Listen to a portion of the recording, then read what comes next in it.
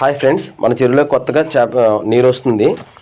మనం చేపలు చూద్దామని వచ్చాము, కానీ చేపలన్నీ బెదిరించేసి కేవలం బుట్టపర్రెలు పట్టడమండి. చూడండి ఎన్ని బుట్టపర్రెలు వచ్చి ఒక్క ఓటికి మనకి కిలోన్నర అంటే కేజీన్నర పరిగెలు వచ్చాయండి. ఇవన్నీ బుట్టపర్రెలు అండి, చాలా టేస్ట్ ఉంటాయి. ఈ పరిగెలు అంటే ఎంతమందికి ఇష్టమో కామెంట్ చేయండి ఫ్రెండ్స్.